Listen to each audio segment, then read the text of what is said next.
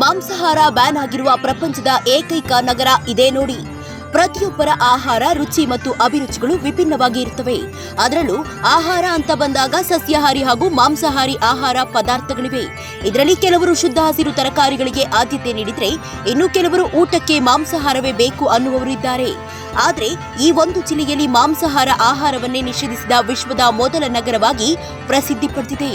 ಭಾರತದ ಗುಜರಾತ್ ರಾಜ್ಯದ ಭಾವನಗರ ಜಿಲ್ಲೆಯಲ್ಲಿರುವ ಪಾಲಿತಾನ್ ನಗರವು ಜಗತ್ತಿನ ಇತಿಹಾಸದಲ್ಲಿ ಸಸ್ಯಾಹಾರ ಮಾತ್ರ ಸೇವನೆ ಮಾಡುವ ವಿಶಿಷ್ಟ ಸ್ಥಾನ ಪಡೆದಿದೆ.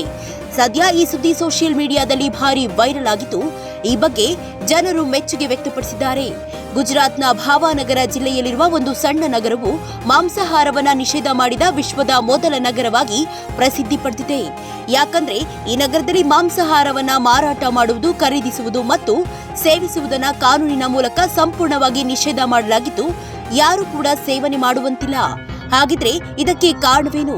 ಯಾಕಾಗಿ ಈ ನಿಯಮವನ್ನ ಇಲ್ಲಿ ಜಾರಿ ಮಾಡಿದ್ದಾರೆ? ಪಾಲಿತಾನ್ ನಗರವು ಜೈನ ಧರ್ಮದ ಪ್ರಮುಖ ಮತ್ತು ಅತಿ ಪವಿತ್ರ ತೀರ್ಥಯಾತ್ರಾ ಸ್ಥಳಗಳಲ್ಲಿ ಒಂದಾಗಿದೆ. ಹೀಗಾಗಿ ಈ ನಗರ ದೇವಾಲಯಗಳ ನಗರ ಎಂದು ಕೂಡ ಪ್ರಸಿದ್ಧಿ ಪಡೆದಿದೆ.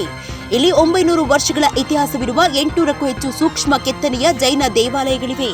ಹಾಗಾಗಿ ಜೈನ ಸಮುದಾಯದ ಧಾರ್ಮಿಕ ತತ್ವಗಳನ್ನು ಗೌರವಿಸುವ ಸಲುವಾಗಿ ಇಲ್ಲಿ ಮಾಂಸಾಹಾರ ಸೇವನೆ ನಿಷೇಧ ಮಾಡಲಾಗಿದೆ. ಇನ್ನು ಈ ಕಠಿಣ ನಿರ್ಧಾರದ ಹಿಂದಿನ ಪ್ರಮುಖ ಕಾರಣವೆಂದರೆ ಜೈನ ಧರ್ಮದ ಅಹಿಂಸಾ ತತ್ವ. ಪ್ರಾಣಿಗಳಿಗೆ ಹಿಂಸೆ ನೀಡುವುದನ್ನು ವಿರೋಧಿಸುವ ನಿಟ್ಟಿನಲ್ಲಿ ಇಡೀ ನಗರವು ಸಸ್ಯಾಹಾರವನ್ನ ಕಡ್ಡಾಯವಾಗಿ ಅನುಸರಿಸುತ್ತಿದೆ. ಈ ನಿಷೇಧವು 2014ರಲ್ಲಿ ಜಾರಿಗೆ ಬಂದಿದ್ದು, ಮಾಂಸ ಮಾರಾಟವನ್ನ ನಿಲ್ಲಿಸುವಂತೆ ಆಗ್ರಹಿಸಿ ಸುಮಾರು 200 ಜೈನ ಮುನಿಗಳು ಉಪವಾಸ ಸತ್ಯಾಗ್ರಹ ನಡೆಸಿದ ನಂತರ ಸರ್ಕಾರವು ಮಾಂಸ, ಮೀನು ಮತ್ತು ಮೊಟ್ಟೆಗಳ ಮೇಲೆ ಸಂಪೂರ್ಣ ನಿಷೇಧವನ್ನ ಹೇರಿತು.